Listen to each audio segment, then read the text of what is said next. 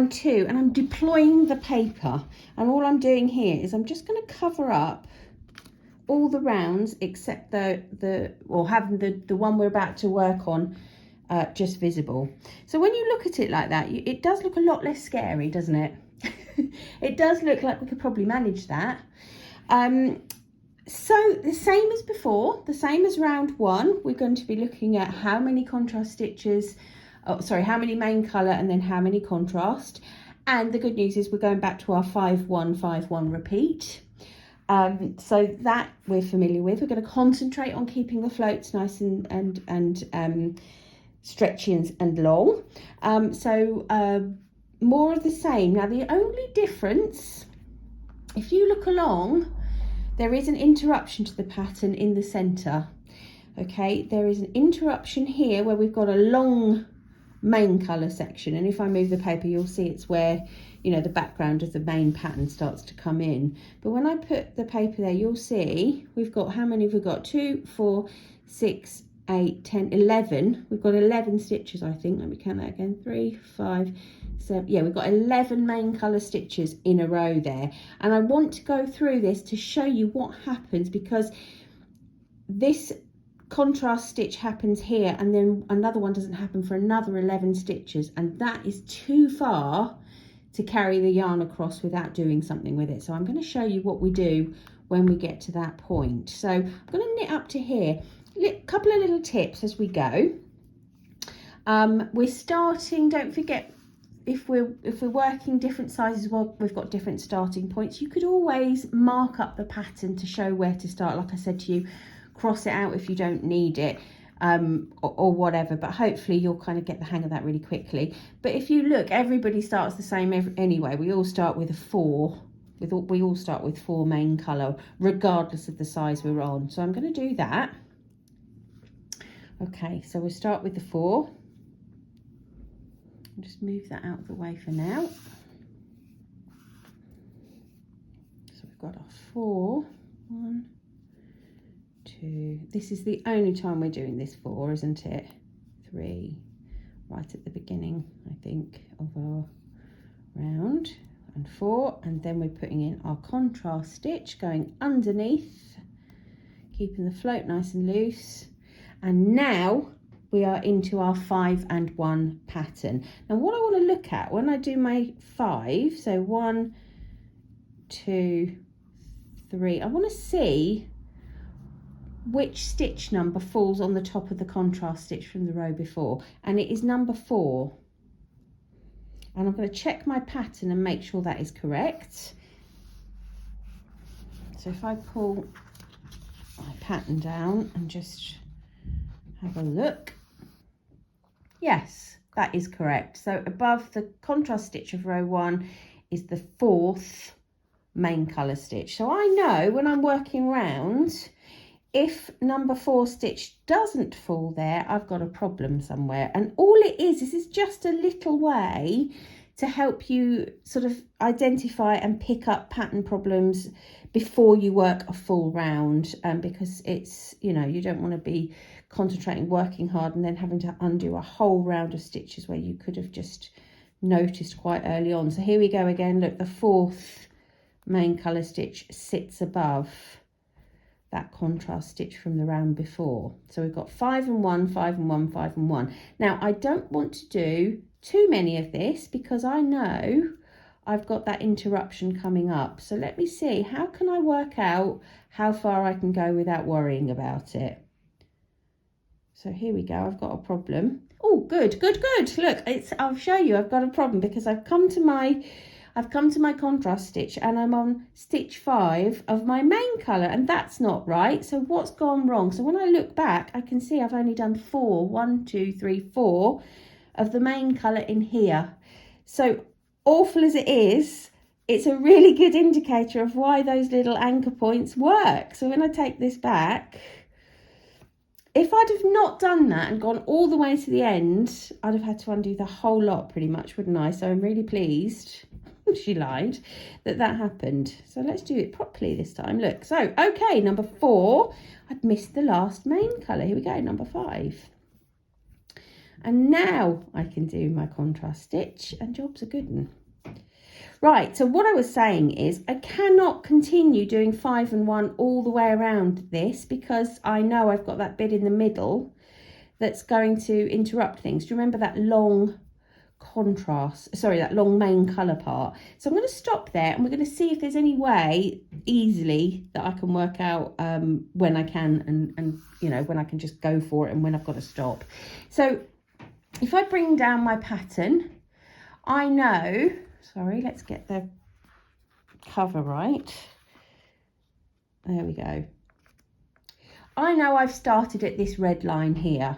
So when I count my contrast stitches, oh, don't forget I'm on round 2. Let me get a, here we go, I'll use a DPN. So I've got 1, 2, 3, 4, 5 contrast stitches before this big interruption. 1, 2, 3, 4 and 5. If I'm doing medium, I've got 1, 2, 3, 4, 5, 6. If I'm doing the large size, I've got 1, 2, 3, 4, 5, 6, 7. So once I've hit that contrast stitch, I'm going to stop. So I know I can, for the small size that I'm working, I can only have worked 5 contrast stitches. So let's see how many I've worked. I've worked 1, I've worked 2, I've worked 3, I've worked 4. So I can do 1 more. And then I know I've got to stop for the next part of the pattern. So it's just little tricks like that to help you focus on one thing at a time. So you're not having to go stitch by stitch on that pattern. I've done it again. Look, I've done it again. You're not having to go stitch by stitch on the pattern. You can just use little tricks to sort of chunk each row up, if you like, into sort of easy remember parts. So easy to remember that I can't get it right at all. Because yet again, I've only done 4 stitches instead of 5. But hey, the anchor points work, don't they? So come on, Emma. So I know I can only work 5 contrast stitches before I've got to stop. Let's see, how many have I done? 1, 2, 3, 4. Okay, I can do 1 more. Right, so is my anchor point today? It's in today. This time it's in the right place. Look, under the stitch number 4. And 5. And now my contrast stitch. Keeping those loops nice and long at the back. Now how many have I done? I've done 1 contrast, 2 contrast, 3 contrast, 4 contrast, 5 contrast. And now I know I've got to stop. 1, 2, 3, 4 and 5, because I've got this big long stretch of main colour in here, and we worked out that was 11 stitches. So let me show you. We're all going to have exactly that bit in the middle because we're all working this bit in the middle the same. We've got 11 stitches before we do our contrast stitch. 11 stitches, which is absolutely fine, except when we get to maybe stitch number 5, we're going to want to do something with this contrast yarn, because carrying it over 11 stitches is just not good enough. So I've done 4 stitches here. On the 5th stitch, I'm going to do what we did before, right at the beginning when we introduced that contrast yarn. Do you remember? I put the yarn up and over the right hand needle and I worked my stitch and I carried on. Okay, so I've done that.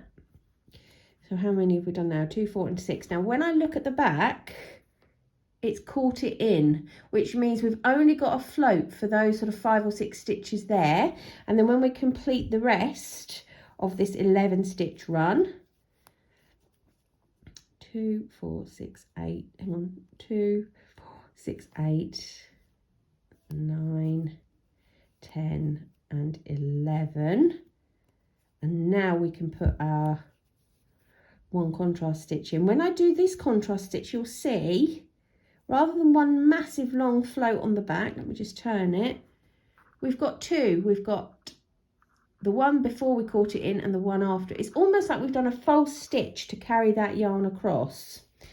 Okay, now that is brilliant, but what happens if it was the other way around? What happens if it was the main yarn we needed to carry? Because you do have to work it slightly differently, because we're being mindful, aren't we, of making sure the contrast yarn always works underneath the main yarn. So I'm just going to show you how we do that. It's not in the pattern, but I'm just going to show you while we're here.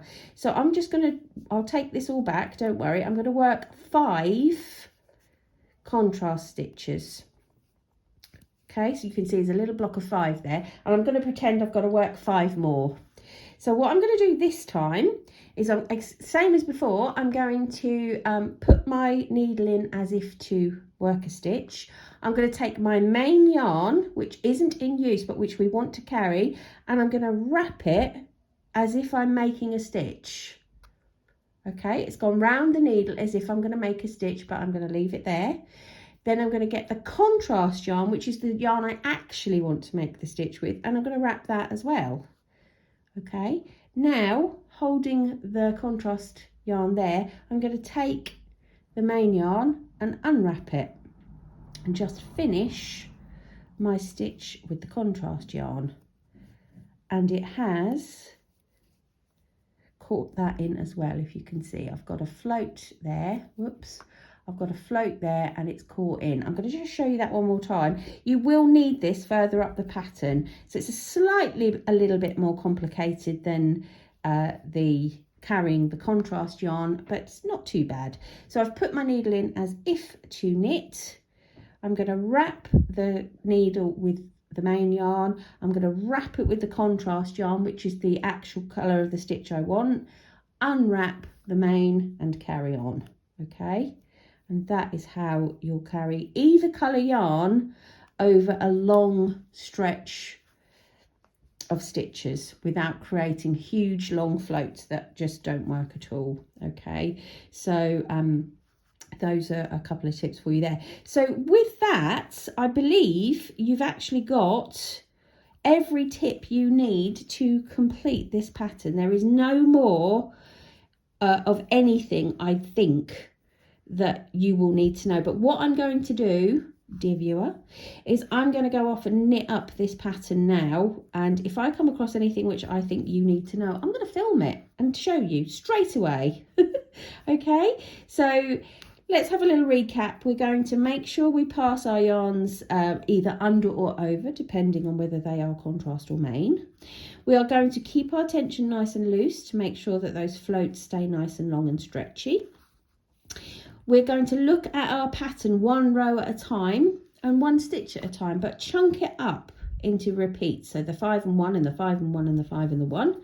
And we're going to look at the anchor points. Where should our stitch be falling? Our number 4 stitch should be falling above our previous contrast stitch. That's just going to keep us true through our pattern. And you've seen it helped me twice there. I messed up twice, possibly 3 times, can't remember. But it worked because I could correct that error really quickly rather than getting to the end of the round and going, hang on, this isn't lining up at all, or even the end of 2 rounds and coming and taking it back. So a little tip there from someone who's made all the mistakes. So I'm going to carry on now. Like I said, you've got everything you need, would you believe? Yes, you would believe, to complete this wonderful pattern. Okay, I'm going to work it. If there's anything else I think you need to know, I'll come back to you. And let's see after that what we do next.